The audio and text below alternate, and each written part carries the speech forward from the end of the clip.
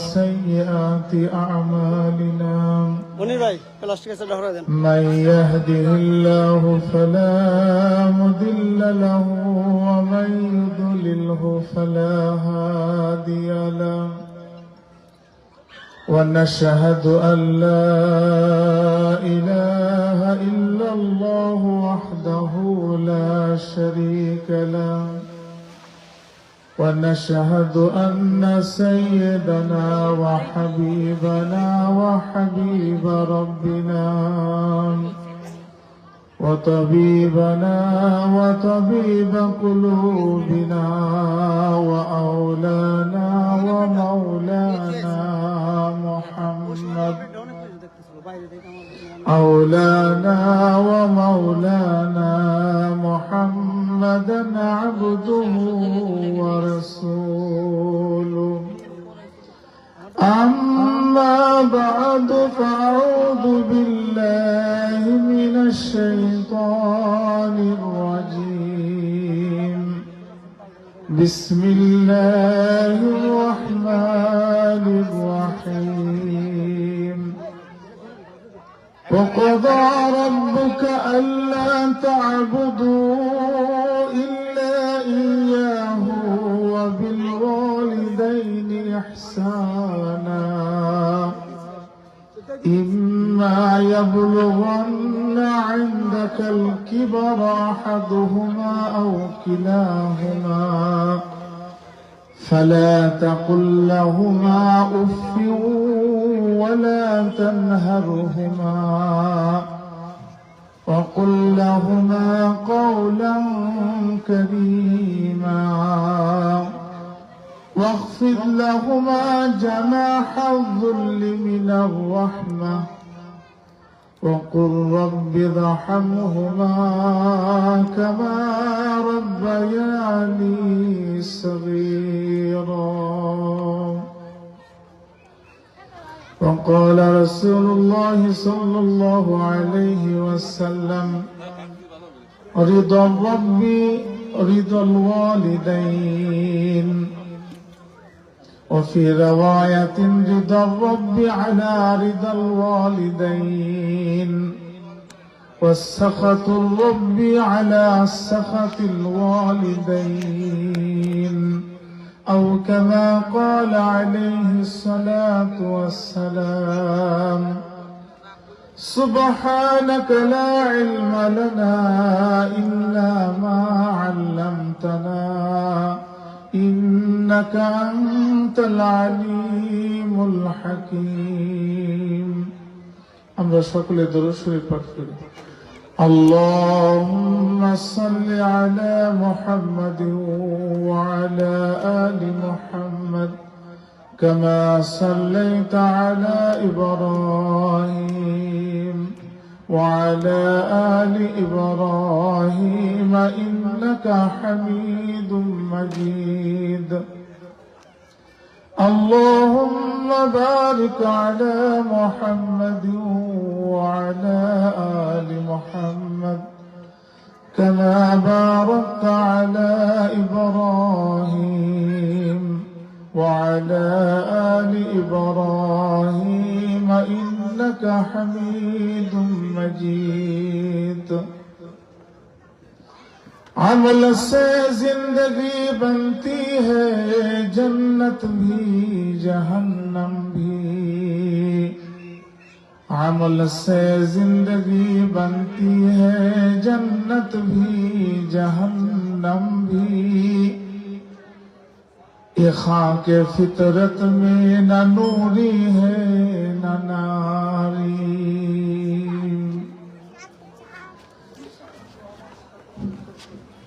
ফাতেমা জামে মসজিদের উদ্যোগে আয়োজিত আজকের এই মাহফিলের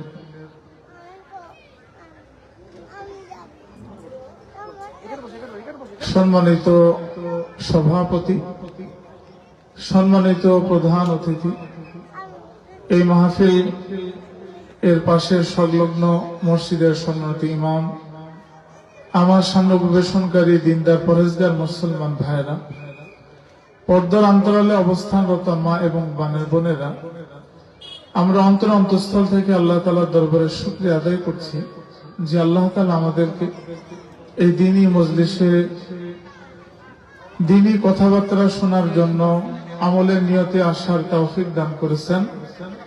অন্তরস্থল থেকে আল্লাহ তাআলার দরবারে আমরা শুকরিয়া আদায় করছি, আলহামদুলিল্লাহ।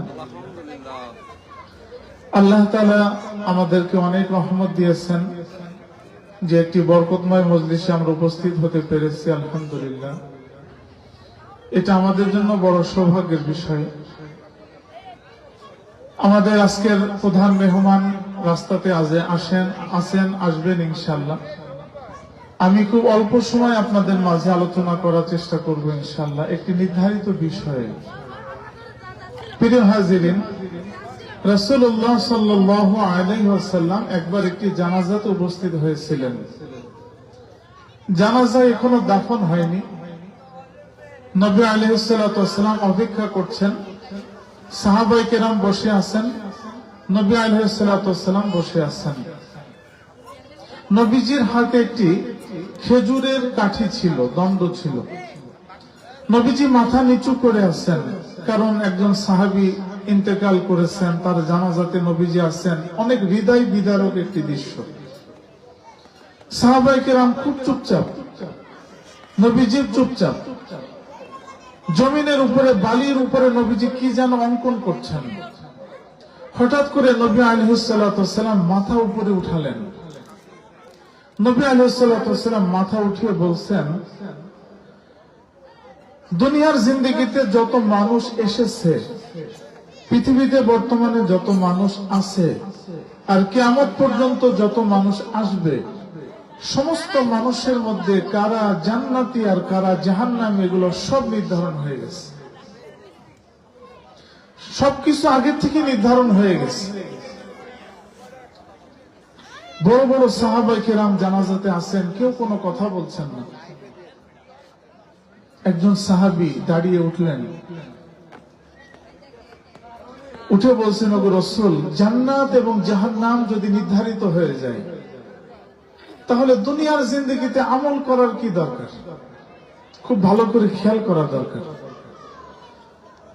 আজকে আমরা যারা দিনের পথে আছি, অথবা আজকে যারা দিনের পথে নাই, ইসলামের পথে নাই, এগুলা যদি নির্ধারিত হয়ে যায় কে জান্নাতি আর কে জাহান্নামী। দুনিয়ার জিন্দেগিতে একজন মানুষ অনেক ভালো আমল করে, কিন্তু এটা বলা যাবে না যে জান্নাতি। আবার একজন মানুষ খুবই খারাপ, এটা বলা যাবে না সে জাহান্নামী, এটা বলা যাবে না। তো নবী আলাইহিস সালাতু ওয়াসসালাম বলছেন, কিন্তু আল্লাহ রাব্বুল আলামিন জান্নাতি এবং জাহান্নামী নির্ধারণ আগেই করে ফেলেছেন। সাহাবী জিজ্ঞাসা করলেন, ওগো রাসূল, তাহলে আমল করার কি দরকার? তার আগে প্রশ্ন হলো, কতদিন আগে নির্ধারণ করেছেন? আল্লাহ রাব্বুল আলামিন নবী আলাইহিস সালাতু ওয়াসসালামের মাধ্যমে আমাদেরকে জানিয়েছেন। মুসলিম শরীফের একটা রওয়ায়াতের মধ্যে এসেছে, قال رسول الله صلى الله عليه وسلم كتب الله مقادير الخلائق قبل أن يخلق السماوات والأرض ب50,000 سنة। নবীজি সাল্লাল্লাহু আলাইহি ওয়াসাল্লাম বলেন, আল্লাহ রাব্বুল আলামিন আসমান এবং জমিন সৃষ্টি করার 50,000 বছর পূর্বে এটা নির্ধারণ করে দিয়েছেন। দুনিয়ার জীবনে যারা আসবে, কে জান্নাতি হবে আর কে জাহান্নামী হবে, আল্লাহ রাব্বুল আলামিন তা নির্ধারণ করে দিয়েছেন। মুসলমান বন্ধুরা আমার, সাহাবী জিজ্ঞাসা করলেন, ফাফিমাল আমাল ইয়া রাসূলুল্লাহ, দুনিয়ার জিন্দেগিতে একজন মানুষ জান্নাতি না জাহান্নামী, তার দুনিয়ার জিন্দেগিতে জন্মগ্রহণের পূর্বেই যদি আল্লাহ রাব্বুল আলামিন নির্ধারণ করে থাকেন, দুনিয়াতে আমল করার কি প্রয়োজন? মুসলমান বন্ধুরা আমার, নবী আলাইহিস সালাতু ওয়াসসালাম একটি ঐতিহাসিক বক্তব্য দিলেন। নবীজি একটি কথা বলেছেন, এই কথার দ্বারা দুনিয়াতে কে জান্নাতি আর কে জাহান্নামী নির্ধারণ করে বলা যাবে না, কিন্তু নবীজির কথা অনুযায়ী বোঝা যাবে কে জান্নাতের পথে আছে আর কে জাহান্নামের পথে আছে। দুনিয়াতে আপনি যত বড় আমল করেন না কেন, একজন মানুষ যত বড় গুনাহ করুক না কেন, কোন মানুষকে নিশ্চিত ভাবে বলা যাবে না সে জান্নাতি অথবা জাহান্নামী। কিন্তু নবী আলাইহিস সালাতু ওয়াস সালাম একটি মূল নীতি বর্ণনা করে দিয়েছেন, ফাকুল্লুন মুয়াসসারুন লিমা খুলিকা লাহু। দুনিয়ার জিন্দেগিতে আল্লাহ রাব্বুল আলামিন যাকে জান্নাতি তৈরি করবেন, যেই মানুষ মৃত্যুবরণের পরে কবরের মধ্যে নিয়ামতের মধ্যে থাকবে, জান্নাতের মধ্যে থাকবে, দুনিয়ার জিন্দেগিতে আল্লাহ রাব্বুল আলামিন তাকে জান্নাতি মানুষের মতো আমল করাই নেবেন। আর যেই মানুষটা মৃত্যুবরণের পরে কবরের শাস্তির মধ্যে থাকবে, যেই মানুষটি জাহান্নামে থাকবে, দুনিয়াতে মুসলমানের ঘরে জন্ম হতে পারে, মুসলমান নাম হতে পারে, মুসলমান হিসেবে সে কুরবানি করতে পারে, মুসলমান হিসেবে রোজা রাখতে পারে, কিন্তু 24 ঘন্টার জিন্দেগি এমন ভাবে অতিবাহিত করে, নবী আলাইহিস সালাতু ওয়াস সালাম বলেন, মুসলমানের ঘরে জন্ম হওয়ার পরে তার গন্তব্য কিন্তু জান্নাত নয়, বরং জাহান্নাম। তাহলে একটি সহজ ক্যালকুলেশন হলো, 24 ঘন্টার জীবনে সে যত ভালো আমল করবে সে জান্নাতের রাস্তায় আছে, শেষ পর্যন্ত আল্লাহ তাআলা পৌঁছে দিতেও পারেন। আর যে গুনাহের মধ্যে আছে, মুসলিম সন্তান গুনাহের মধ্যে জীবন অতিবাহিত করছে, টেলিভিশনের মধ্যে, মোবাইলের মধ্যে, ফেসবুকের মধ্যে, নেশার মধ্যে, মদের মধ্যে, নারীর মধ্যে, অশ্লীলতার মধ্যে, জুলুমের মধ্যে, নাপাক জিনিসের মধ্যে, হারাম জিনিসের মধ্যে, তো সে মুসলমান সন্তান হিসেবে তার নাম আব্দুর রহমান হতে পারে, তার বাপের নাম আব্দুল সাত্তার হতে পারে, সে রমজান মাসে রোজা রাখতে পারে, কিন্তু 24 ঘন্টার অধিকাংশ সময় গুনাহের মধ্যে লিপ্ত থাকার কারণে নবীজির হাদিসের ভাষ্য অনুযায়ী তার শেষ পরিণতি জান্নাত হতে পারে না। প্রত্যেকটি মানুষ নিজেকে জিজ্ঞাসা করলে বুঝতে পারবে যে আমি জান্নাতি না জাহান্নামী। প্রিয় ভাইরা আমার, আল্লাহ রাব্বুল আলামিন আমাদেরকে জান্নাতের পথে পরিচালিত করার জন্য আল্লাহ তাআলা আমাদেরকে মা বাবার মাধ্যমে দুনিয়াতে এনে তাদের মাধ্যমে আমাদেরকে শিক্ষা দিয়েছেন। একজন সন্তান যখন দুনিয়ার জিন্দেগিতে মা বাবার মাধ্যমে দুনিয়াতে আসে, প্রত্যেকটা মা বাবা চিন্তা করে তার সন্তান কিভাবে সফলতা অর্জন করতে পারে। আর আল্লাহ রাব্বুল আলামিনের একটা কুদরত, যেই মানুষটি আমার আপনার জীবনে সবথেকে বেশি খেদমত করেছেন, উপকার করেছেন, মেহনত করেছেন, দোয়া করেছেন, এই মানুষটির ব্যাপারে আল্লাহ রাব্বুল আলামিন খুব সচেতন, যেই মানুষটি যেন আমাদের দ্বারা কখনো কষ্ট না পায়। তো একজন মানুষ যদি জান্নাতি হতে হয়, জান্নাতের গন্তব্য যেতে হয়, আল্লাহ তাআলার সন্তুষ্টি অর্জন করতে হয়, তো আল্লাহ রাব্বুল আলামিন রাসূল হাদিসের মধ্যে বলেছেন, ক্বালা রাসূলুল্লাহ সাল্লাল্লাহু আলাইহি ওয়াসাল্লাম, রিদা রাব্বি আলা রিদাল ওয়ালিদাইন। যদি কোন সন্তান দুনিয়ার জিন্দেগিতে নিজেকে জান্নাতি হিসেবে প্রকাশ করতে চায়, নিজেকে যদি জান্নাতি হিসেবে দেখতে চায়, তার গন্তব্য যদি জান্নাত, কোন সন্তান যদি কামনা করে, কোন মানুষ যদি কামনা করে আমি জান্নাতি হব, আল্লাহ তাআলা আমার প্রতি সন্তুষ্ট হবেন, নবী আলাইহিস সালাতু ওয়াস সালাম বলেন, তুমি যদি একটু কষ্ট করে তোমার পিতা মাতাকে খুশি করতে পারো, তোমার পিতা মাতা যদি তোমার উপরে খুশি থাকেন আর আল্লাহ পাকের দরবারে একটু দোয়া করেন, তো আল্লাহ রাব্বুল আলামিন তোমার পিতা মাতার দোয়ার বরকতে তোমাকে জান্নাতের মেহমান হিসেবে আল্লাহ তাআলা কবুল করে নেবেন। প্রিয় ভাইরা আমার, নবী আলাইহিস সালাতু ওয়াস সালাম তিনি আমাদের জান্নাতি হওয়ার জন্য, আল্লাহ পাকের সন্তুষ্টি অর্জন করার জন্য তিনি বললেন যে পিতামাতা যদি তোমার প্রতি সন্তুষ্ট থাকে তাহলে আল্লাহ তাআলা তোমার জন্য কল্যাণের ব্যবস্থা করবেন। পিতামাতা এমন একটি নিয়ামত যে একজন সন্তান পিতামাতার কি করবে, কিভাবে খেদমত করবে, কিভাবে আচরণ করবে, পিতামাতার দায়িত্ব কিভাবে পালন করবে, আল্লাহ রাব্বুল আলামিন পবিত্র কোরআনুল কারীমের মধ্যে অনেকগুলি আয়াত নাজিল করে আমাদেরকে শিখিয়েছেন। প্রত্যেকটি সন্তান যদি জান্নাতি হতে হয়, যার পিতামাতা জীবিত আছে, জীবিত অবস্থায় পিতামাতার 5টি হক আদায় করতে হবে। আর যার পিতামাতা ইন্তেকাল করেছেন, মৃত্যুবরণের পরে তার 5টি হক আছে। কোন সন্তান যদি জীবিত পিতামাতার 5টি হক এবং মৃত পিতামাতার 5টি হক আদায় করে, তো আল্লাহ রাব্বুল আলামিনের রাসূল বলেন ওই মানুষটাকে আল্লাহ তাআলা জান্নাতের মেহমান হিসেবে কবুল করবেন ইনশাআল্লাহ। আমরা কি জান্নাতি হতে চাই? আমাদের মধ্যে পিতামাতা বেঁচে আছেন কয়জনের একটু দেখতে চাই, গোনেন তো দেখি কতজন হতে পারে।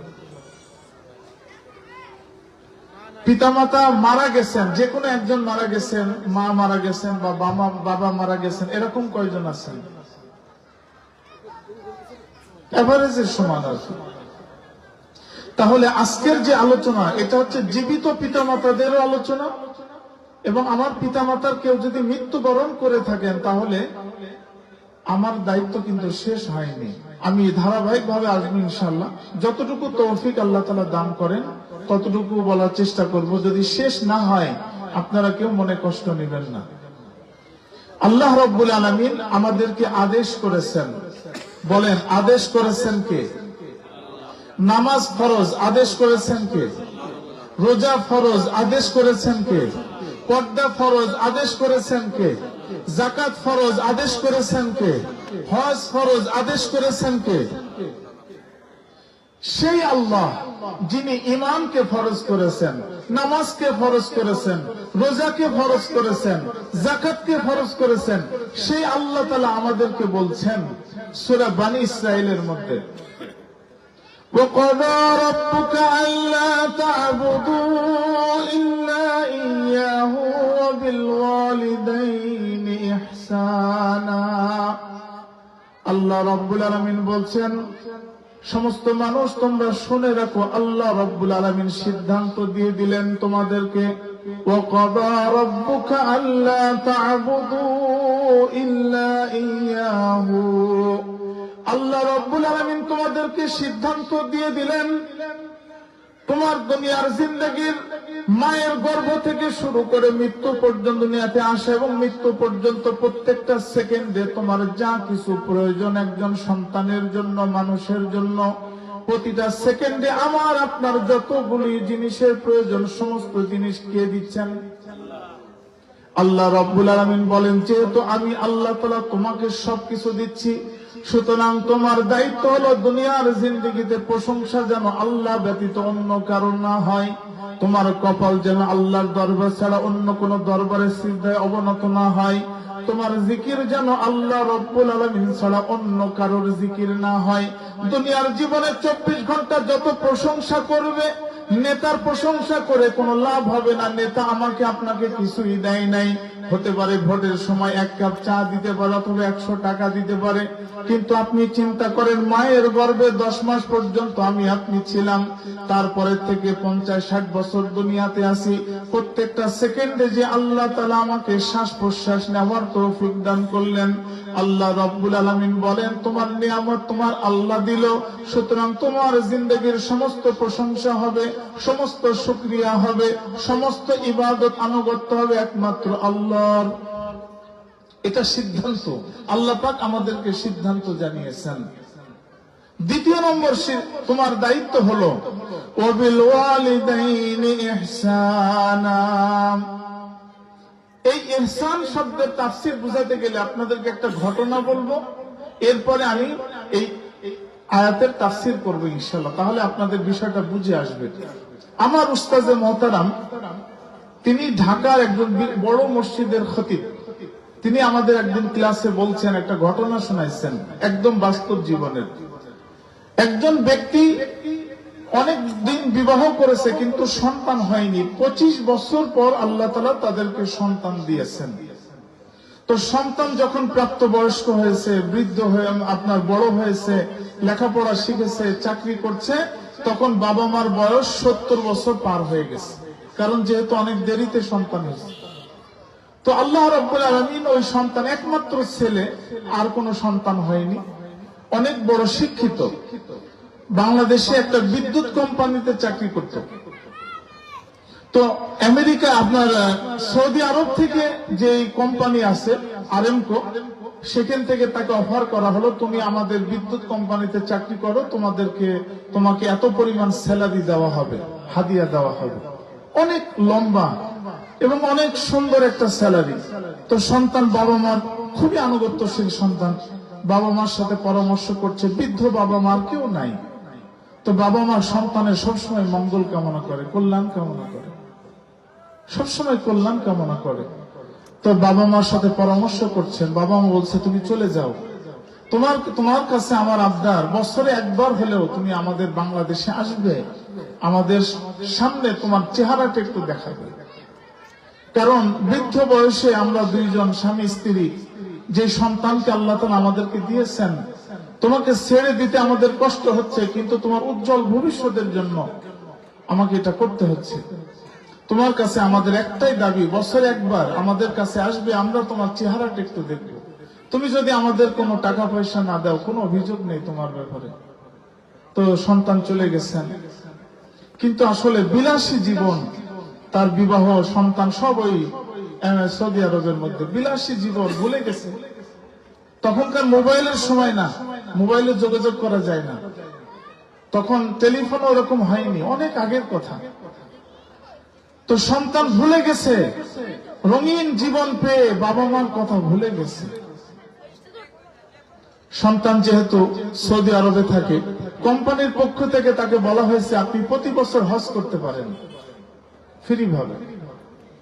সন্তান মুসলমান, সে হজ করছে, প্রতি বছর হজ করে, প্রতি বছর হজ করে।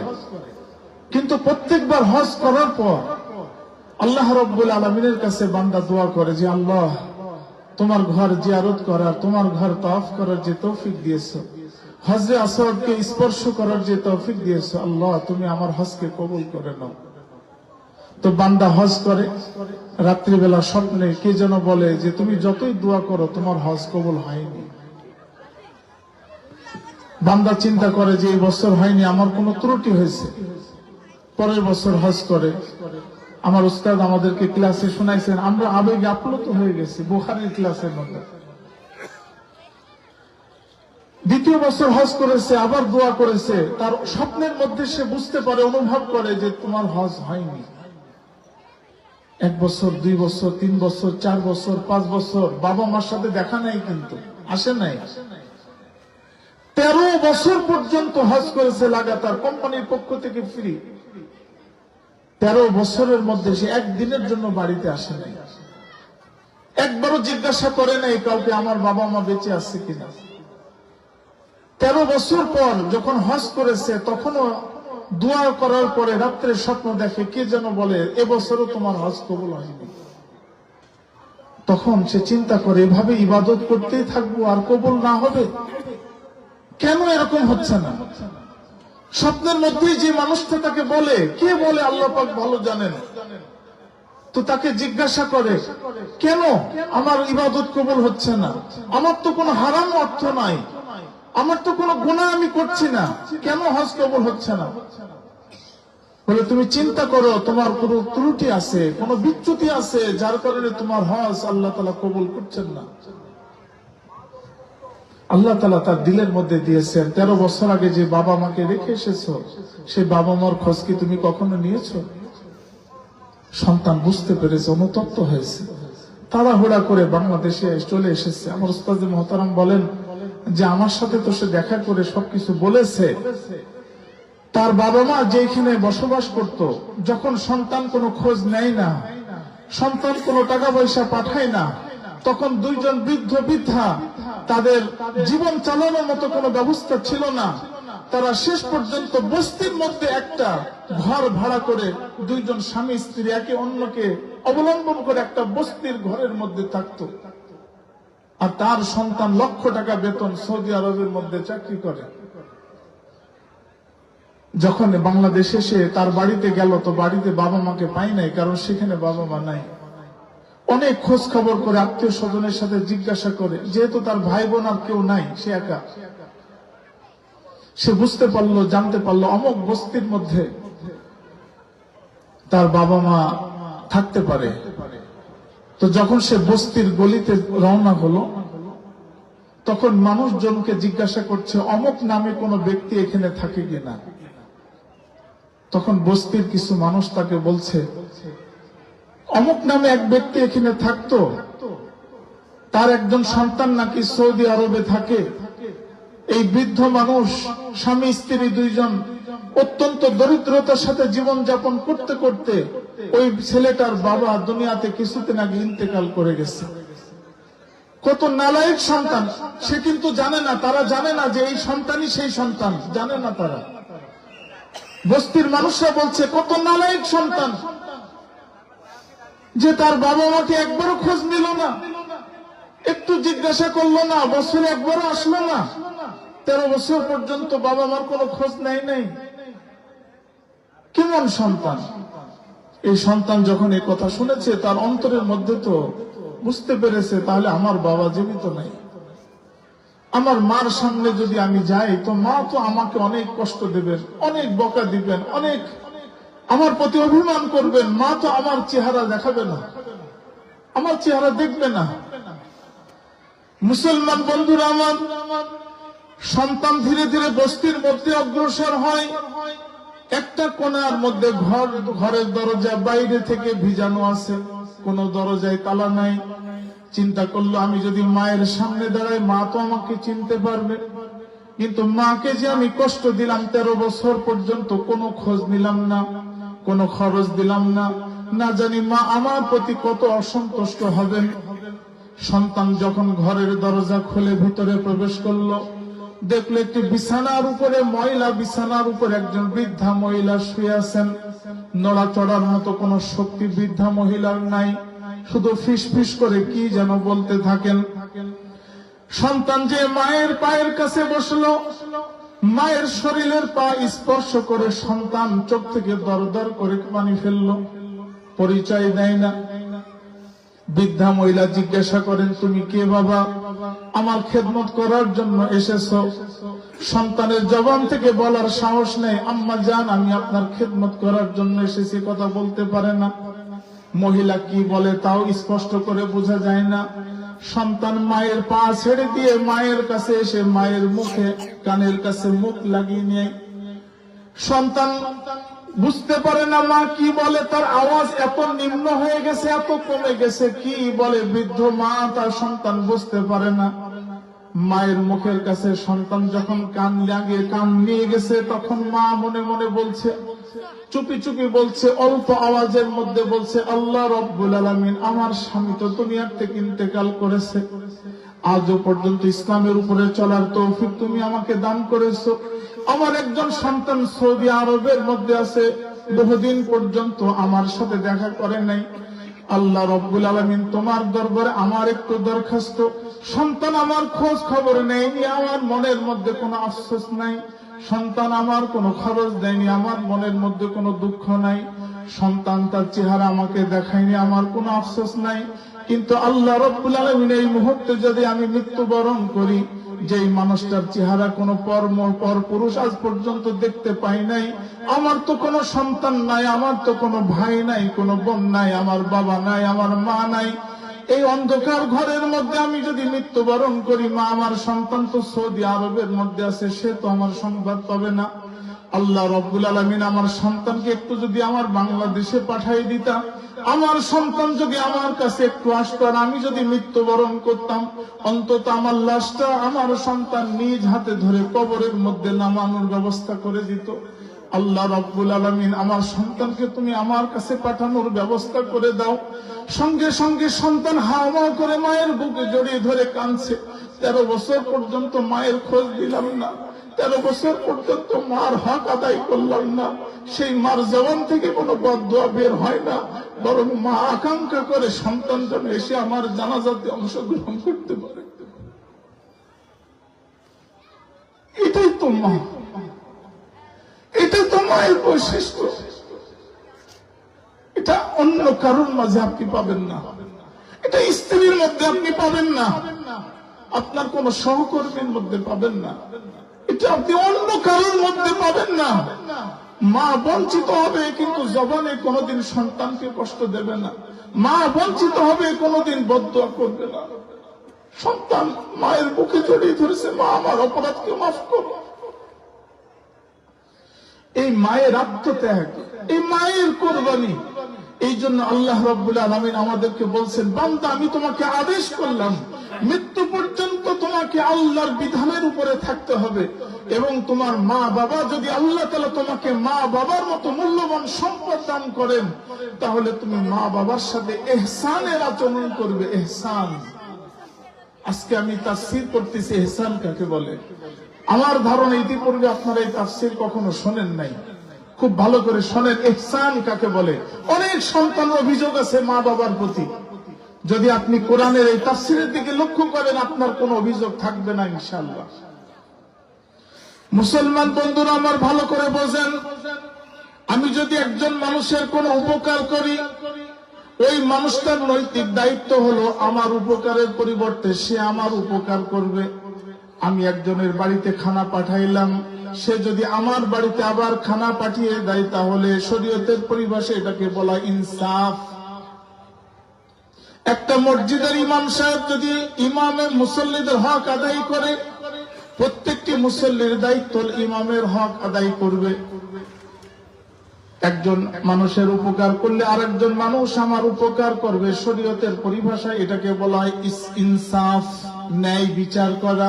আমি আপনার কোনো ক্ষতি করিনি, আপনি আমার ক্ষতি করবেন না। আমি আপনার উপকার করলাম, আপনি আমার উপকার করবেন। ইসলামের পরিভাষায় এটাকে বলে ইনসাফ করা। বুঝতেছেন আপনারা? আপনারা কি ওয়াজ বুঝতেছেন? আমার চাইতে সুর ভালো আছে, ভালো কিছু বলতে পারে বক্তা আছে আলহামদুলিল্লাহ। আমি শুধুমাত্র একটা ক্লাসের মতো আমি আপনাদেরকে কিছু কথা জানি, এটা আপনাদের কাছে শেয়ার করা। আপনি আমাকে বক্তা হিসেবে মনে করেন না, মনে করেন আপনাদের একটা সন্তান, কিছু কথা আপনাদেরকে মনে করাই দিচ্ছি। তো আল্লাহ রাব্বুল আলামিন এটা বলেন নাই পিতামাতার সাথে ইনসাফের আচরণ করতে হবে, আল্লাহ তাআলা এটা বলেন নাই। পিতামাতা তোমার হক আদায় করবে, তুমি পিতামাতার হক আদায় করবে, এটা আল্লাহ তাআলা বলেন নাই, ইনসাফের কথা বলেন নাই। এটা হচ্ছে এক নম্বর। আরেকটা হলো, একটা মানুষের হক আমি আদায় করি কিন্তু সে আমাকে হক আদায় করে না, তাহলে এটাকে বলা হয় শরীয়তের পরিভাষায় ইকরাম। কি বলে? অর্থাৎ আমি একজন উপকার করি কিন্তু সে আমার কি করে না, কোন উপকার করে না। তাহলে আমি যে তার উপকার করলাম এটা কি? ইকরাম। আল্লাহ তাআলা কোরআনে এটা বলেন নাই যে তুমি মা বাবার সাথে ইকরামের আচরণ করবে, এটা না। মুসলমান বন্ধুরা আমার, আল্লাহ তাআলা বলেন ইহসান। ইহসান শব্দের অর্থ হলো তোমার মা বাবা যদি তোমার কোনো হক আদায় না করে, তোমার মা বাবা যদি তোমার ক্ষতি করে, তোমার মা বাবা যদি তোমার হককে নষ্ট করে দেয়, তোমার মা বাবা যদি কাফের হয়, তোমার মা বাবা যদি তোমাকে বঞ্চিত করে, তুমি পিতামাতার সব থেকে আনুগত্যশীল সন্তান কিন্তু তোমার মা বাবা তোমাকে এক কাঠাল জমি দেয় নাই, তোমার পিতামাতা ছোট্টবেলায় তোমার কোনো হক আদায় করে নাই, তুমি এখন বড় হয়ে গেছো, পিতামাতা যদি সন্তানের উপরে জুলুম করে, পিতামাতা যদি সন্তানের উপরে কোনো হক নষ্ট করে, আল্লাহ রাব্বুল আলামিন বলেন সন্তান যেহেতু তুমি, এই জন্য পিতামাতা যদি তোমাকে বঞ্চিত করে দেয়, পিতামাতা তোমাকে লাঞ্ছিত করে দেয়, পিতামাতা তোমাকে যদি দুনিয়ার জিন্দেগিতে অপমানিত করে, তারপরেও তুমি তাদের সাথে ইনসাফের আচরণ করো না। তুমি সন্তান হিসেবে বলো না আমার বাবা মা আমার হক আদায় করেনি, আমিও করব না। আল্লাহ তাআলা বলেন না না, তুমি সন্তান হিসেবে পিতামাতার সাথে ইনসাফের আচরণ করতে পারবে না। দ্বিতীয় নম্বর, পিতামাতা আমার হক আদায় করে নেয়, আমি কেন তাদের হক আদায় করব? আল্লাহ তাআলা বলেন না না, পিতামাতার সাথে তোমার ইকরামের আচরণ করা যাবে না। আল্লাহ রাব্বুল আলামিন বলেন পিতামাতার সাথে ইহসানের আচরণ করতে হবে। ইহসান বলতে পিতামাতা যদি আমি সন্তানের একটা হক আদায় না করে, বরং আমার উপরে জুলুম করে, আমার জায়গা জমি দেয় না, আমার হক আদায় করে নাই, আমাকে ছোট্টবেলায় ভালো করে লালন পালন করে নাই, কোনো হক বিন্দু পরিমাণ সন্তানের উপরে আদায় করে নাই, কিন্তু সন্তান যেদিন থেকে সন্তান হয়েছে সেদিন থেকে মৃত্যু পর্যন্ত পিতামাতা জীবিত থাকলে তুমি পিতামাতার সাথে ইহসানের আচরণ করো। অর্থাৎ তুমি তোমার পক্ষ থেকে পিতামাতার সমস্ত হক 100% আদায় করো, তাহলে একমাত্র সন্তান পিতামাতার 1 নম্বর হক আদায় করতে পেরেছে বলে বিবেচিত হবে। এটা 1 নম্বর।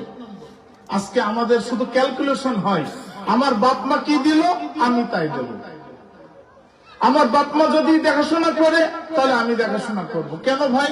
আপনার উপরে তো আল্লাহ তাআলা ইহসান করতে বলেছেন। আমার সংজ্ঞা বুঝে এসেছে আপনাদের? পিতামাতা যদি কিছু না দেয়, পিতামাতা যদি জুলুম করে, পিতামাতা যদি কাফের হয়, তারপরও পিতামাতার কারণে তার বাপ মা হওয়ার কারণে সন্তান হিসেবে আমার দায়িত্ব তাদের 100 হক আদায় করা। এই হক আদায় করার দায়িত্ব কে দিয়েছেন? আল্লাহ দিয়েছেন। এখন আপনি বলতে পারেন যে পিতামাতা দেয়নি, পিতামাতা দেয়নি, তার আল্লাহকে, তার মালিককে তিনি ইনসাফ করবেন না? ইনসাফ আল্লাহর উপরে ছেড়ে দেন, আপনি করতে যেন না। পিতামাতার বিচার আপনি করতে যেন না। পিতামাতার হক নষ্ট করার বিষয় আপনি নাক গলাতে যেন না। তারা যদি আপনার হক নষ্ট করে থাকেন, কিয়ামতের ময়দানে তার বিচার কে করবেন? সন্তান হিসেবে আপনার কোনো অধিকার নাই যে আপনি পিতামাতার কোনো বিচার করতে যাবেন। তাহলে আজকের থেকে আমরা একটা নিয়ত করি, যাদের বাবা মা জীবিত আছে, বাবা মা যদি আমার কোনো হক আদায় না করে, যদি বরং আমাকে যদি জায়গা জমি থেকে বঞ্চিত করে দেয়, আমার উপরে যদি জুলুম করে, জুলুমের স্টিম রোলার চালাই, তারপরও সন্তান হিসেবে আমি কি করব? বলেন, আমার মা বাবার সমস্ত হক 100তে 100 কি করব? রাজি আছি ইনশাআল্লাহ। কে কে রাজি আছি? আল্লাহ তুমি আমাদের সবাইকে তৌফিক দান করো। ইম্মা ইয়াবলুগান্না ইনদাকাল কিবরা আহাদুহুমা আও কিলাহুমা, তোমার বাবা মা বয়স হতে হতে যখন তোমার বাবা মার কে যে কোনো একজন প্রাপ্ত এরকম বয়স্ক হয়ে যায়, বার্ধক্যে উপনীত হয়ে যায়, খবরদার খবরদার, তোমার পিতামাতার কোন অসংলগ্ন আচরণের কারণে তুমি পিতামাতার উপরে বিরক্ত হয়েও না। হাদিসের মধ্যে একটি ঘটনা এসেছে, হাদিসের কথা বলছি আমি, রেফারেন্স ছাড়া সাধারণত কথা বলি না। হাদিসের মধ্যে একটি ঘটনা এসেছে, খুব হৃদয় বিদারক। তাফসীরে মারিফুল কোরআনের মধ্যে ঘটনাটি এসেছে। রাসূলুল্লাহ সাল্লাল্লাহু আলাইহি ওয়াসাল্লামের দরবারে একজন সন্তান গেছেন, যে বলছেন, ওগো রাসূল, আমার বাবার বয়স হয়ে গেছে, তিনি অনেক আমার সম্পদকে নষ্ট করে ফেলেন, যেহেতু বয়স হয়ে গেছেন আমার অনেক শখের জিনিসকে তিনি নষ্ট করে ফেলেন, অনেক জিনিসকে অপচয় করে ফেলেন, ত্রুটিযুক্ত করে ফেলেন। ওগো রাসূল, আমার বাবাকে যদি একটু উপদেশ দিতেন যে সন্তানের সম্পদ যেন নষ্ট না করে, তাহলে ভালো হতো। তো নবী আলাইহিস সালাতু ওয়াস সালাম বলছেন, তোমার বাবাকে আমার সাথে দেখা করতে বলো। এই সাহাবী 5 ওয়াক্ত নামাজ নবীজির পিছনে পড়তেন। যদি বিশেষ কোনো প্রয়োজন হতো তাহলে নবীজি কি নামাজের পরে তাকে ডেকে বলতে পারতেন না? কি বলেন? যে মানুষটা 5 ওয়াক্ত নামাজ নবীজির পিছনে মসজিদে পড়ে, তো ওই ব্যক্তির সাথে যদি নবীজির বিশেষ কোনো কথা থাকে তো নামাজের পরে বলা যায় কিনা? এখন সন্তান যে বলছেন নবীজি আপনাকে দেখা করতে বলেছেন, তাহলে বাবা তার বয়স হয়ে গেছে কিনা, তার বুঝ আছে কিনা, তিনি বুঝতে পেরেছেন অবশ্যই সন্তান আমার বিপক্ষে কোন অভিযোগ করেছে নবীজির দরবারে, এই জন্য নবীজি আমাকে কি করতে বলেছেন? দেখা করতে বলেছেন। হয়তো আমার বয়স হয়ে গেছে, কি করতে কি করে ফেলি, এই জন্য হয়তো সন্তান বিরক্ত হয়ে গেছে, এই জন্য নবীজির কাছে অভিযোগ করেছে, নবীজি এর জন্য দেখা করতে বলেছেন। তো সাহাবী বাড়ি থেকে রওনা করেছেন। প্রিয় ভাইয়ের আমার, একজন মানুষ অনেক সময় মনে মনে কথা বলে, মনে মনে, কোন খাতায় লেখা থাকে না। কিরামিন কাতিবিন, এটা তো দুইজন ফেরেশতার নাম না, ডান দিকের এবং বাম দিকের ফেরেশতা দুইজন আছে। মনের ভিতরের কল্পনা কিন্তু তাদেরও বুঝার সাধ্য আল্লাহ তাআলা রাখেন নাই। এমন কিছু কথা আছে যেটা বান্দা এবং আল্লাহ ছাড়া আর কেউ জানে না। তো এই বান্দা, এই সাহাবী যখন বাড়ি থেকে রওনা করেছে, তখন সে মনে মনে তার সন্তানের একদম ছোটবেলা থেকে এই পর্যন্ত বড় হওয়া পর্যন্ত কি কি করেছে, তার মনের অজান্তে ওই জিনিসগুলি কবিতার আকারে বের হয়ে গেছে।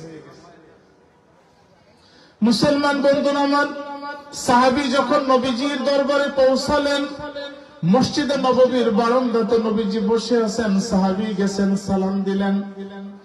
সাহাবী মসজিদে নববীর গেটে পৌঁছার পূর্বে আল্লাহ রাব্বুল আলামিন জিবরিল আলাইহিস সালাতু ওয়াস সালামকে পাঠিয়ে দিয়েছেন। মুসনাদ আহমদের মধ্যে হাদিস এসেছে, নবী আলাইহিস সালাতু ওয়াস সালামকে জিবরিল আমিন বলছেন, ওগো রাসূল, যেই সাহাবী আপনার সাথে দেখা করার জন্য মসজিদে নববীর গেট পর্যন্ত এসেছে, এই মানুষের সাথে আপনি যখন আলোচনা করবেন সর্বপ্রথম তাকে জিজ্ঞাসা করবেন, তুমি বাড়ির থেকে এই পর্যন্ত রওনা দিয়ে তোমার মনের মধ্যে যে কবিতা আবৃত্তি করেছিলে, কবিতা রচনা করেছিলে, আল্লাহ রাব্বুল আলামিন সেই কবিতাটা আমাকে শুনতে বলেছেন। মুসলমান বন্ধুরা আমার, কোন ব্যক্তি যদি মনে মনে কোনো কথা বলে, আশেপাশের কোন মানুষ কি ওই কথা শুনতে পায়? এমনকি ফেরেশতা যে আমাদের ডান কাঁধে আছে, বাম কাঁধে আছে, ফেরেশতা পর্যন্ত কি ওই কথা শুনতে পায়? আল্লাহ রাব্বুল আলামিন মনের কথা শুধু আল্লাহ রাব্বুল আলামিন জানেন। আল্লাহু আলিমুম বিযাতিস সুদূর, অন্তরের কথা একমাত্র আল্লাহ পাক জানেন। যখন নবীজির সামনে সাহাবী এসে দাঁড়ালেন, নবী আলাইহিস সালাতু ওয়াস সালাম বললেন, সালামের জবাব দিয়ে বললেন, তুমি যে কবিতা রচনা করেছো, তুমি যে কবিতা আবৃত্তি করেছো, বাড়ি থেকে রওনা হওয়ার সময় সর্বপ্রথম তোমার কাছে আমি কবিতাটা শুনতে চাই। এই কথা শোনার সঙ্গে সঙ্গে সাহাবী বলেন, আশহাদু আন্নাকা রাসূলুল্লাহ, আমি সাক্ষ্য দিয়ে বলছি নিঃসন্দেহে আপনি একজন আল্লাহ পাকের সত্য নবী। কারণ আমি যে কবিতা আবৃত্তি করছিলাম, এই কবিতা তো আমার আল্লাহ ছাড়া কেউ জানতে পারেন নাই। সুতরাং যে আল্লাহ তাআলা আপনাকে জানিয়ে দিয়েছেন, আমি স্বীকার করি, আমি সাক্ষ্য দিচ্ছি আপনি আল্লাহর একজন রাসূল। সে তো আগেই মুসলমান, কিন্তু নবীজির যে মুজিজা, নবীজি জিজ্ঞাসা করলেন, কি কবিতা আবৃত্তি করেছো? এই কবিতা কাউকে শুনিয়েছে? কাউকে বলেছে? না মনে মনে? এই মনের কথা কে জানেন? নবী জানলেন কি করে? তাহলে নবীজি গায়েব জানেন? নবীজি গায়েব জানেন না। নবী আলাইহিস সালাতু ওয়াস সালাম গায়েব জানেন না। গায়েব একমাত্র কে জানেন? নবীজি ততটুকুই জানেন যতটুকু আল্লাহ তাআলা নবীজিকে জানান। কারণ দেখেন, খাইবারের যুদ্ধে একজন ইহুদি মহিলা যায়নাব বিনতে হারেসা যখন নবীজিকে দাওয়াত করলেন, নবীজির প্লেটে যে গোশত ছিল তাতে তিনি বিষ মাখিয়ে দিয়েছেন।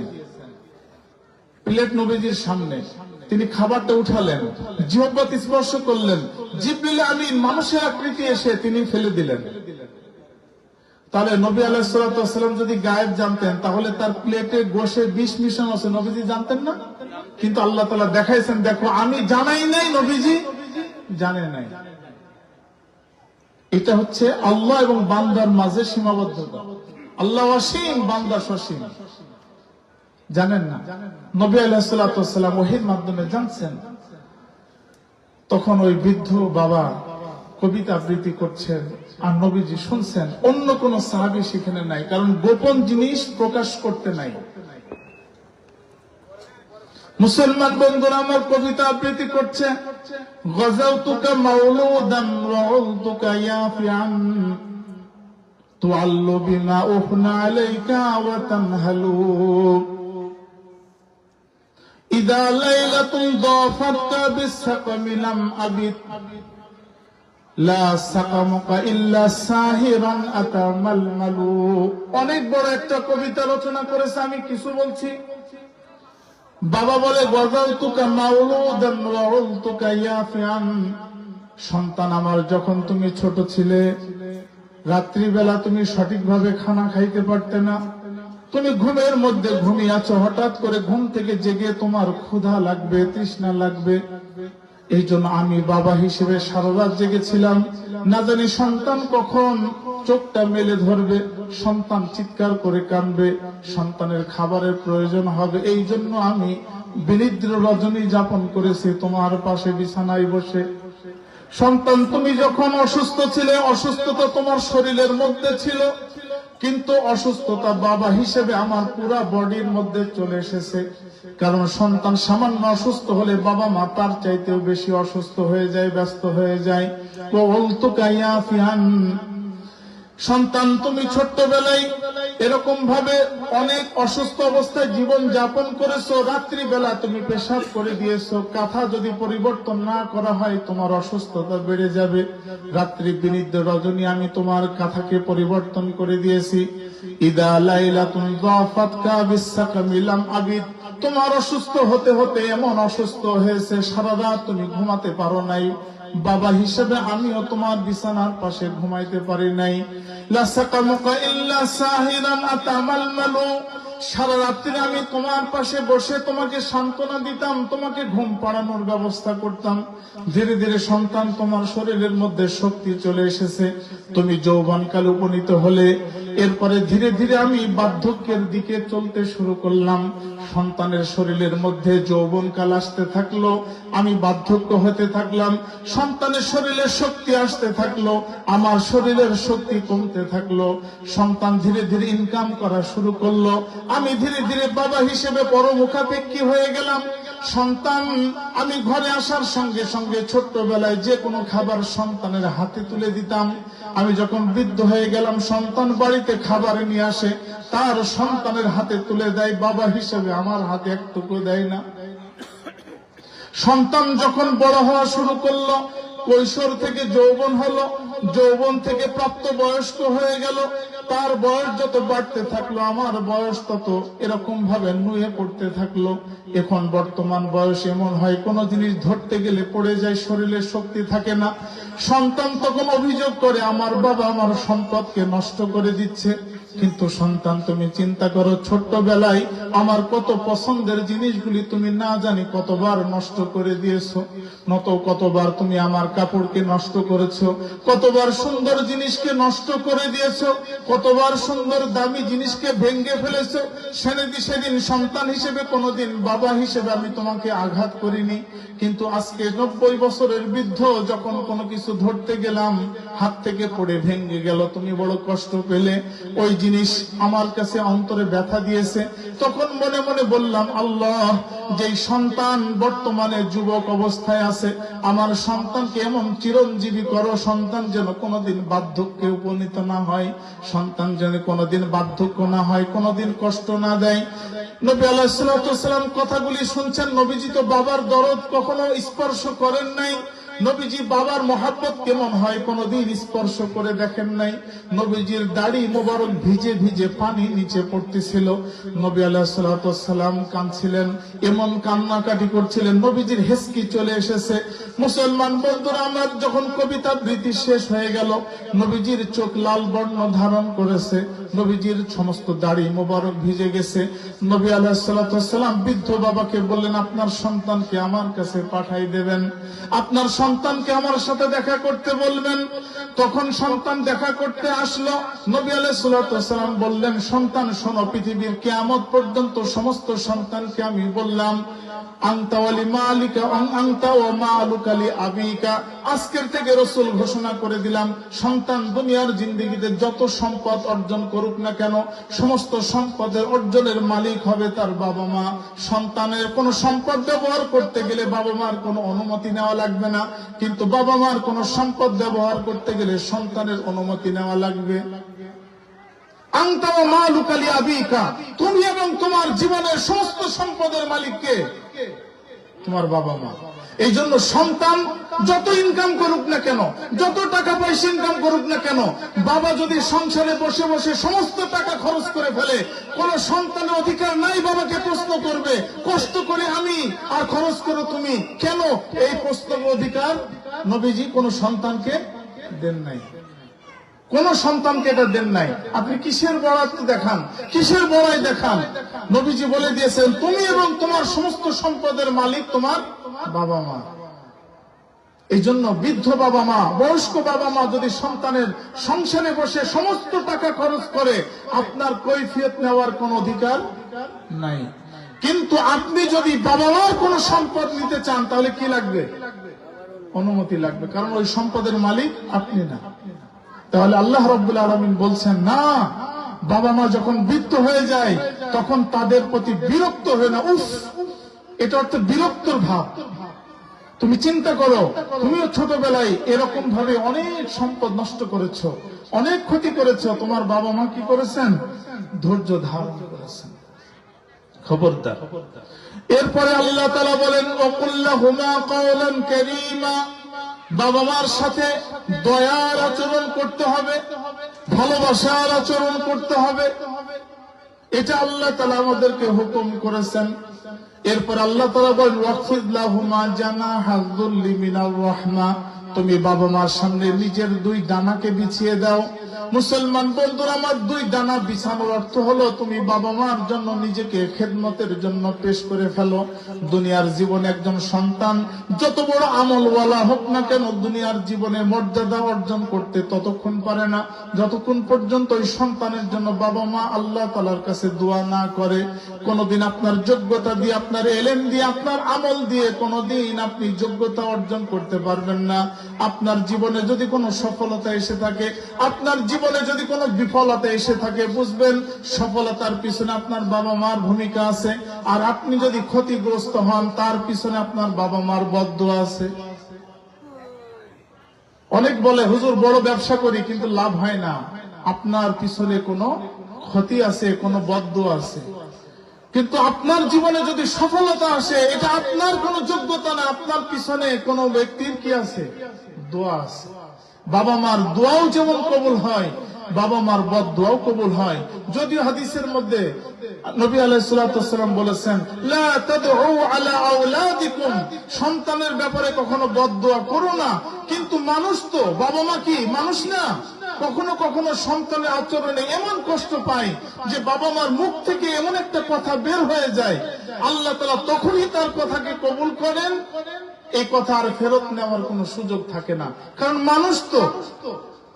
এই জন্য বাবা মার সাথে এমন আচরণ করতে হবে যাতে আমাদের আচরণে কষ্ট পেয়ে বাবা মা কখনো তাদের মনের অজান্তে আমার ব্যাপারে কোনো বদদোয়া না করে।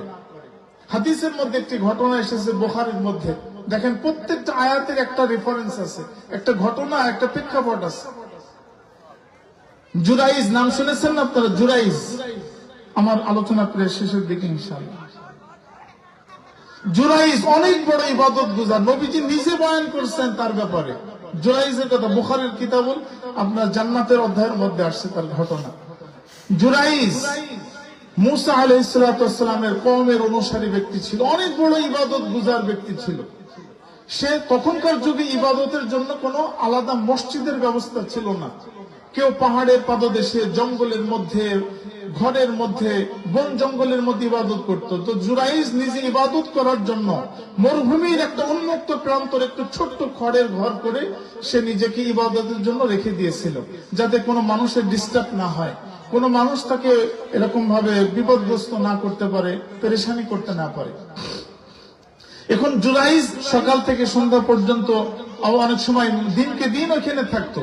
তার মা বাবা বৃদ্ধ ছিল, তো কোন একটা প্রয়োজনে জুরাইজ ইবাদত করছে। তার ইবাদতের সময় তার মা তার কাছে এসেছে কোন একটা প্রয়োজনে। তো জুরাইজ যত ইবাদত করছে, তার মা ঘরের বাইরে থেকে, ওই যে মরুভূমির মধ্যে ঘরের বাইরে থেকে জুরাইজ থেকে যাচ্ছে, ইয়া জুরাইজ।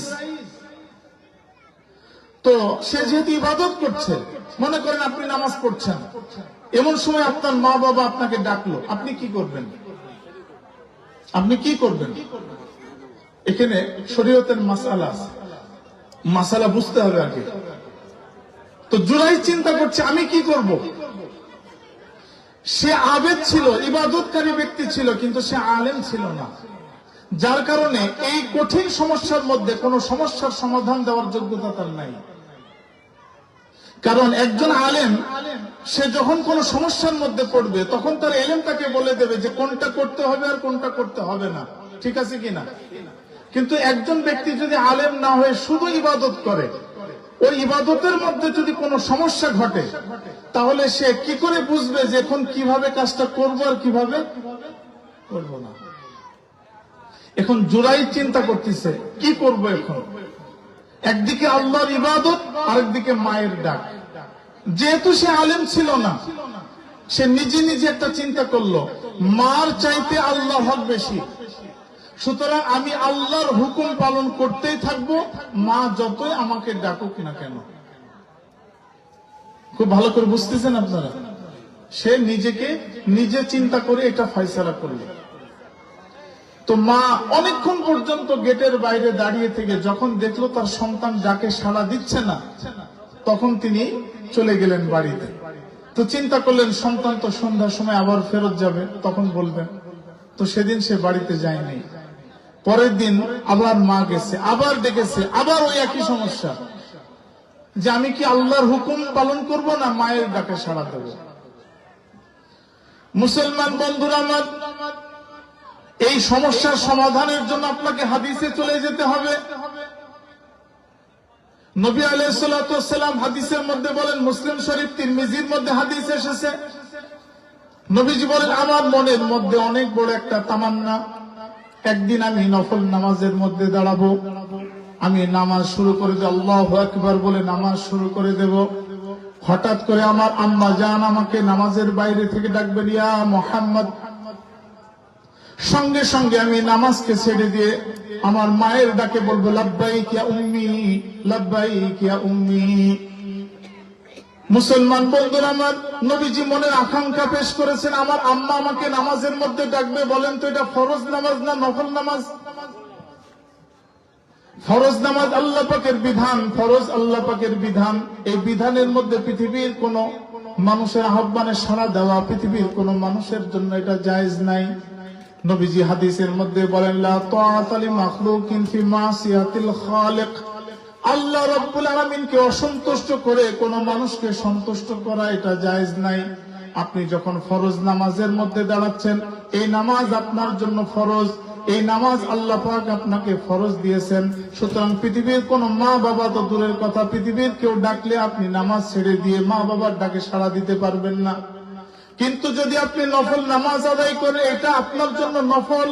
শরীয়তের বিধান হলো, কোন মানুষ যদি নফল ইবাদত করে আর বাবা মা যদি তাকে কোনো হুকুম করে, ওই নফল ইবাদতের চাইতে মা বাবার হুকুম শোনা সন্তানের জন্য ওয়াজিব। বলেন নফল বড় না ওয়াজিব বড়? কথা বুঝে আসতেছে? মাসালা বুঝতেছেন?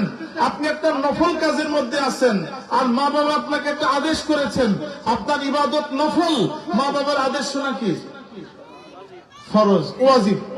সুতরাং আপনার নফল বাদ। নবীজি আমাদেরকে সাজেশন দিয়েছেন, আমার মা আমাকে ডাকবে, ইয়া মুহাম্মদ, আমি নফল নামাজে থাকবো, সঙ্গে সঙ্গে আমি নামাজকে ছেড়ে দিয়ে বলবো, ইয়া উম্মি, লাব্বাইক ইয়া উম্মি। মা বলেন আমি উপস্থিত, কারণ আমি পরবর্তীতে আবার নফল নামাজ পড়তে পারবো ইনশাআল্লাহ। কিন্তু মা যদি একটু কষ্ট পেয়ে যান, তাহলে আমার জন্য বড় ক্ষতির কারণ হয়ে যাবে। তো জুরাইজ সে কোন ফরজ ইবাদত করছিল না, কি করছিল? নফল ইবাদত করছিল। সুতরাং সে যদি আলেম হতো, তার ইলম তাকে বলে দিত, তোমার এখন ইবাদত করা তোমার জন্য জরুরি না, তোমার মার হুকুম শোনা তোমার জন্য কি জরুরি। এই জন্য ইলম লাগে, এই জন্য আলেমদের সাথে থাকতে হয়। তার মা অনেকক্ষণ অপেক্ষা করেছিল, কিছুই হলো না। ওই দিনও তিনি সাড়া দিতে পারলেন না। তৃতীয় দিন এসেছেন, নবীজি বর্ণনা করেন, তৃতীয় দিন এসে মা ডাকলো, তাও সাড়া দিল না। মা তো একজন মানুষ, তো মা হিসেবে নয়, মানুষ হিসেবে তার মুখ থেকে একটা বদদোয়া বের হয়ে গেছে। আল্লাহ রাব্বুল আলামিনের দরবারে মা বদদোয়া করলেন, আল্লাহ তাআলা, লা তামুতু জুরাইজ হাত্তা উজুহুল মায়ামিসাত। আল্লাহ রাব্বুল আলামিন, তোমার দরবারে আমি একটা বদদোয়া করলাম, আমার সন্তান যে আমাকে কষ্ট দিয়েছেন, যতক্ষণ পর্যন্ত আমার সন্তান লাঞ্ছিত না হয়, ততক্ষণ পর্যন্ত আমার সন্তান যেন মৃত্যুবরণ না করে। যতক্ষণ পর্যন্ত আমার সন্তান বেইজ্জত না হয়, লাঞ্ছিত না হয়, অপমানিত না হয়, ততক্ষণ পর্যন্ত জুরাইজ যেন মৃত্যুবরণ না করে। মা বাবার দোয়াও যেমন কবুল হবে, মা বাবার বদদোয়াও কবুল হবে। ওই ক্ষেত্রে কবুল হবে যে সত্যিকার অর্থে মা হক পাওয়ার উপযুক্ত ছিল, কিন্তু আমি মা বাবার হককে দিতে পারি নাই, তারা বদদোয়া করেছেন, তাহলে কি হবে? কবুল হবে। এখন আল্লাহ রাব্বুল আলামিন জুরাইজকেও রক্ষা করবেন, তার মার বদদোয়াকেও কার্যকরী করবেন। কারণ জুরাইজ একটা অন্যায় করেছে, অন্যদিকে জুরাইজ তো ভালো মানুষ। তাহলে এমন একটা সিস্টেম করতে হবে, জুরাইজকেও রক্ষা করতে হবে এবং তার মায়ের বদদোয়াকেও কি করতে হবে? কার্যকরী করতে হবে। যদি এই কার্যকরী না হয়, তাহলে অনেকে বলবে মা বাবা বদদোয়া করলেও কি হয় না, দোয়া করলেও হয় না, বদদোয়া করলেও কিছুই হয় না। কিন্তু না, এটা তো না। তখন আল্লাহ রাব্বুল আলামিন জুরাইজকে পরীক্ষার মধ্যে ফেলে দিলেন। কি পরীক্ষা?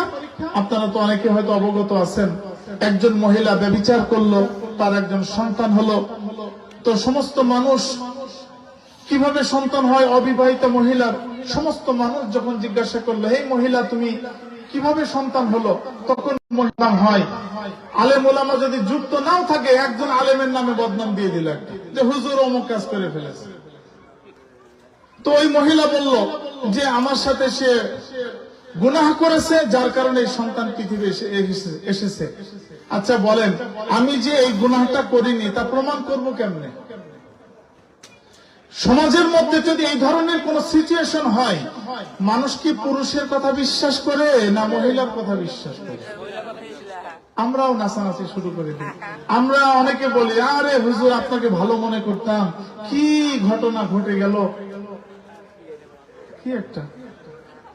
তো সমস্ত সমাজের মানুষ মহিলার পক্ষে, খারাপ মহিলা সে সবাই তার পক্ষে। জুরাইজের ইবাদতখানা ভেঙে দিল, তাকে অপমানিত করলো, লাঞ্ছিত করলো, বঞ্চিত করলো। জুরাইজ চুপ, কোনো প্রতিবাদ করে না, জবান থেকে কিছু বলে না, কারণ সে জানে এই যা কিছু ঘটছে এগুলা কি আমার মায়ের বদদুয়ার ফসল। তাহলে অপমানিত হয়ে গেল, লাঞ্ছিত হয়ে গেল, তাহলে তার মার বদদুয়া কাজে লাগছে কিনা? হয়ে গেছে। দ্বিতীয় নম্বর জিনিস হচ্ছে, সে যে সত্যিকার অর্থে আল্লাহর ওলি, এটা তো প্রমাণ করতে হবে নাকি? জুরাইজ বলছে, আমার সাথে যা আচরণ ঘটেছে সবকিছু আমার পাওনা, কারণ আমি মায়ের সাথে অন্যায় করেছি, আমার মা বদদুয়া করেছেন, তাই জন্য এটা ঘটেছে। তবে বাস্তব কথা হলো, যেহেতু আমি অপমানিত হয়েছি, আমার মায়ের বদদুয়া কাজে লেগে গেছে। বাস্তব কথা হলো আমি অপরাধ করিনি। প্রমাণ? জুরাইজ বলে, যেই সন্তান ওই মহিলার কোলে আছে, ওই সন্তানকে জিজ্ঞাসা করেন তার বাবার নাম কি। মুসলমান বন্ধুরা আমার, যে সন্তান মায়ের দুধ পান করে 2 বছর পর্যন্ত, কোন সন্তান যদি 6 মাস বয়সের হয়, 2 মাস 3 মাস বয়সের হয়, পৃথিবীর মধ্যে এমন কোন টেকনোলজি আছে সন্তানের জবান থেকে কথা বের করা যায়? এমন কোন বৈজ্ঞানিক পদ্ধতি আছে? সন্তানকে যিনি কথা বলাইতে পারেন, সেই মালিক যদি কোনোদিন কথা বলেন, তাহলে সন্তান কথা বলতে পারে। মায়ের দুধ পান করে, কিন্তু সন্তান কথা বলার বয়স উপনীত হয় নাই, কিন্তু কথা বলেছে। পৃথিবীতে বড়ি বড়ি নজির আছে। নবী আলাইহিস সালাতু ওয়াস সালাম বলেন, 4 জন সন্তান পৃথিবীতে মায়ের দুধ পান করা অবস্থায় কথা বলেছে, কিন্তু ওই বয়সের মধ্যে কেউ কথা বলতে পারে না। তার উদাহরণ আপনি পবিত্র কোরআনেই পাবেন। মারিয়াম আলাইহিস সালাতু ওয়াস সালাম যখন ঈসা আলাইহিস সালাতু ওয়াস সালামকে নিয়ে আসলেন, সমস্ত মানুষগুলি যখন তাকে প্রশ্ন করলো, এই ছেলেটাকে, সন্তানকে, তখন তিনি বলেছেন, আনা আবদুল্লাহ, আমি কে? আল্লাহর বান্দা। ঈসা আলাইহিস সালাতু ওয়াস সালাম বলেছেন, আমি আল্লাহর বান্দা, ইনি আমার আম্মা। ওই সন্তান কোনদিন কথা বলার বয়সে হয় নাই, কিন্তু আল্লাহ তাআলা ঈসা আলাইহিস সালাতু ওয়াস সালামের জবান থেকে কথা বলাইছেন। আবার আপনি যদি সূরা ইউসুফের মধ্যে চলে যান, যখন জুলাইখা বলল, আমার সাথে ইউসুফ অন্যায় আচরণ করেছে, ইউসুফ আলাইহিস সালাতু ওয়াস সালাম আজিজে মিসরকে বললেন, আপনার স্ত্রীর সাথে আমি কোন অন্যায় আচরণ করেছি কি করিনি, এই দুগ্ধপোষ্য সন্তানকে আপনি জিজ্ঞাসা করেন। যেই সন্তান জুলাইখার কোলের মধ্যে ছিল, আল্লাহ রাব্বুল আলামিন ওই সন্তানের জবান খুলে দিয়েছেন। সন্তান বলেছে, ইউসুফ আলাইহিস সালাতু ওয়াস সালাম অপরাধী না নিরপরাধ, তার জন্য একটা পদ্ধতি আমি বলে দিচ্ছি। বলেন তো কে বলছে? বাচ্চা। আরে বাচ্চা কি এত কথা বলে? পবিত্র কোরআন বলছে বলে। শুধু বাচ্চা কথা বলে নাই, শুধু বলতো, যদি এই কথা বলতো যে ইউসুফ আলাইহিস সালাতু ওয়াস সালাম নিরপরাধ, এই কথা বললে হয়ে যেত। কিন্তু বাচ্চা বলছে ইউসুফ আলাইহিস সালাতু ওয়াস সালাম অপরাধী না নিরপরাধ, তার একটা পদ্ধতি আমি বলে দিচ্ছি। সেটা কি? যদি জামা সামনে থেকে ছিঁড়া থাকে তাহলে তিনি অপরাধী, আর যদি পিছন থেকে ছিঁড়া থাকে তাহলে তিনি নিরপরাধ। কারণ যখন কোন মহিলার সাথে কেউ গুনাহ করে, তখন তার জামা সামনের থেকে ছিঁড়ে যাওয়ার কি আছে? সম্ভাবনা আছে। আর যখন পিছন থেকে কারো জামা ছিঁড়া থাকে, তার অর্থ হলো তার উপরে কি করা হয়েছে? নির্যাতন করা হয়েছে। ঘটনা তো আপনারা জানেন, সূরা ইউসুফ। দেখা গেল জামা কোথা থেকে ছিঁড়া? পিছন দিক থেকে ছিঁড়া। তো বাচ্চা, দুগ্ধপোষ্য সন্তান কথা বলতে পারে। তো আল্লাহ রাব্বুল আলামিন ওই জুরাইজ, তার ব্যাপারে ওই মহিলার কোলে যে সন্তান ছিল, এই সন্তান বলছে যে না, আপনারা যাকে আমার বাবা বলছেন, এই জুরাইজ আমার বাবা নয়, আমার বাবা হচ্ছে এই এলাকার একজন রাখাল, এই এলাকার একজন রাখাল। আমার মায়ের সাথে সে ব্যভিচার করেছে, জুরাইজের অপরাধ। তাহলে মায়ের বদদোয়া এত মারাত্মক জিনিস যে আল্লাহ তাআলা আল্লাহর ওলিকেও লাঞ্ছিত এবং কি করেছেন, বঞ্চিত করে দিয়েছেন। এই জন্য আমি যদি মা বাবার সাথে করিম আচরণ করি, করিম মা বাবার সাথে যদি ভালো আচরণ করি, তাহলে মা বাবা আমার প্রতি যদি একটু খুশি হয়ে যান, একটু যদি বলেন আল্লাহ আমার সন্তানকে একটু দেখে রেখো, ইনশাআল্লাহ পৃথিবীর কেউ আপনার ক্ষতি করতে পারবে না ইনশাআল্লাহ। বরং হাদিসের মধ্যে আবু বকর রাদিয়াল্লাহু তাআলা আনহু তিনি হাদিস বর্ণনা করেন, সাহাবীদের মধ্যে সবথেকে কম হাদিস বর্ণনা করে সাহাবীদের মধ্যে আবু বকর রাদিয়াল্লাহু তাআলা আছেন। তিনি মাত্র 511টি হাদিস বর্ণনা করেছেন। আবু বকর রাদিয়াল্লাহু তাআলা আনহু বর্ণনা করেন, কোন সন্তান যদি পিতামাতাকে কষ্ট দেয় আর পিতামাতা যদি সন্তানের উপরে অসন্তুষ্ট থাকে, তো দুনিয়ার জিন্দেগিতে সন্তান যতই আমল করুক না কেন, যতই ইনকাম করুক না কেন, যতই মর্যাদা অর্জন করুক না কেন, আল্লাহ রাব্বুল আলামিন সন্তানকে দুনিয়ার জিন্দেগি তার হায়াতের মধ্যে বরকত নষ্ট করে দেন, তার রিজিকের মধ্যে আল্লাহ তাআলা বরকত নষ্ট করে দেন। মা বাবার অবাধ্য সন্তান দুনিয়ার জিন্দেগিতে অপমৃত্যুর মতো মারাত্মক মৃত্যুবরণ করে দুনিয়ার থেকে মৃত্যুবরণ করে চলে যায়। বহু নজির আছে, পিতামাতা এত অসন্তুষ্ট হয়েছে, বদদোয়া করে দিয়েছে, তো অপঘাতে মৃত্যু হয়ে গেছে, তার রিজিকের মধ্যে সংকীর্ণতা চলে এসেছে, কঠিন অসুস্থতার মধ্যে পড়ে গেছে, আল্লাহ পাক তাকে পরীক্ষার মধ্যে ফেলে দিয়েছেন। এই জন্য নবীজি বলেন তোমার মা বাবার সাথে কারিমের আচরণ করতে হবে, তাদের সাথে কল্যাণকর আচরণ করতে হবে।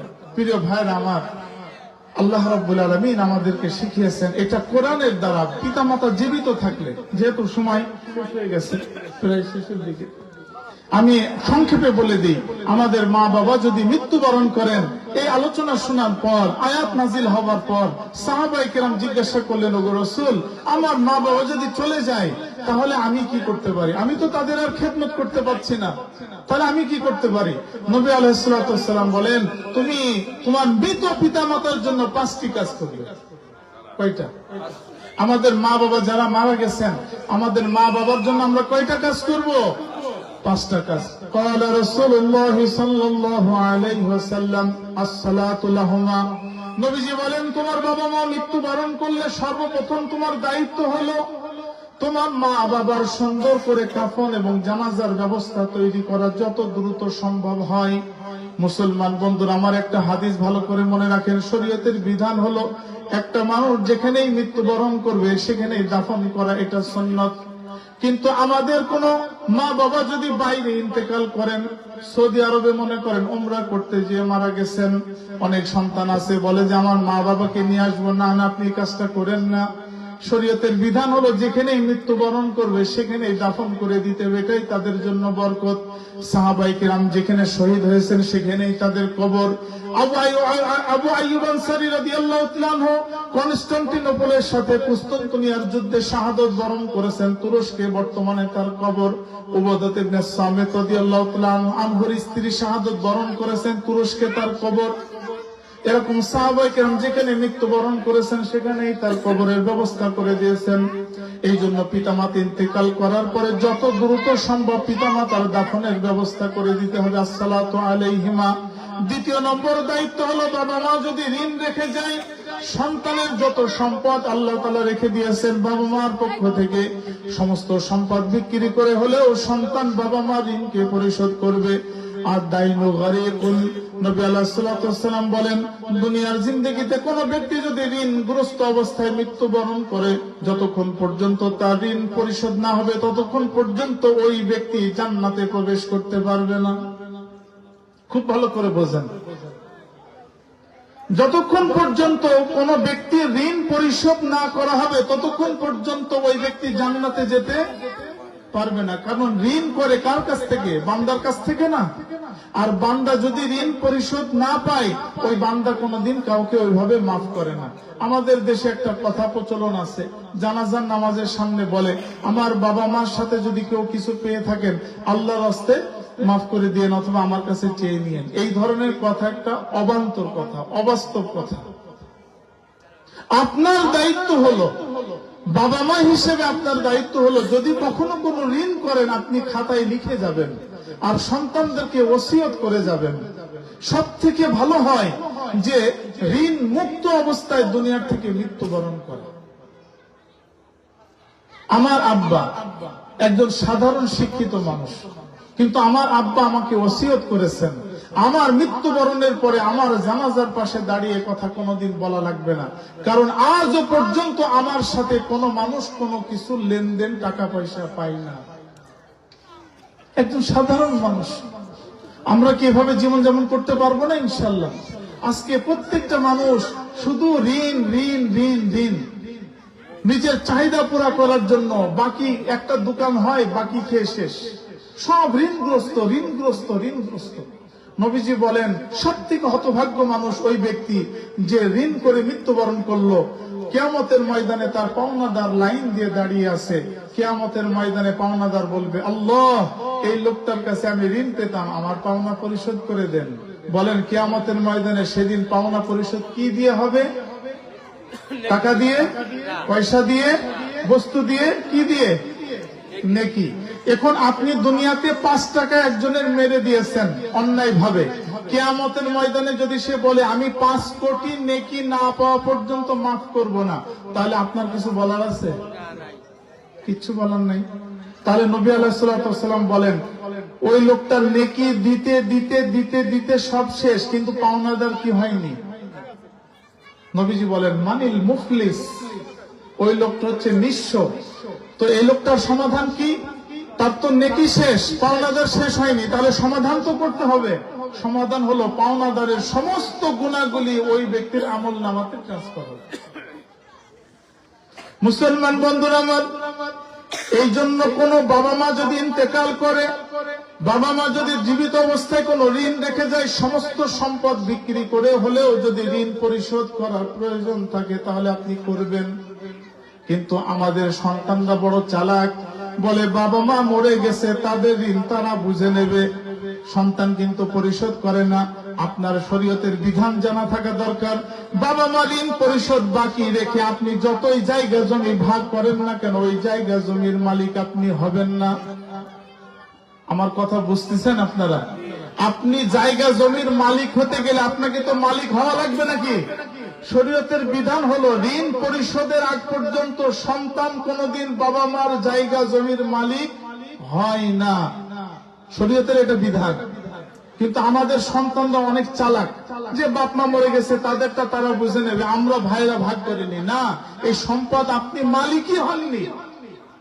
নবীজি বলেছেন তোমার বাবা মা ঋণ পরিশোধ করতে যে যদি তোমার সমস্ত সম্পদ বিক্রি হয়ে যায়, তারপরেও তোমার বাবা মা ঋণ পরিশোধ করতে হবে। থাকলে থাকবে, না থাকলে না থাকবে। কিন্তু আমাদের দেশে এটা করে না। আমাদের দেশে একটু মিলাদের জিলাপি কিনে এসে একটু মায়া কান্না করে শেষ, খালাস হয়ে গেছে, আমার বাবার হক আদায় হয়ে গেছে। এত সহজ না।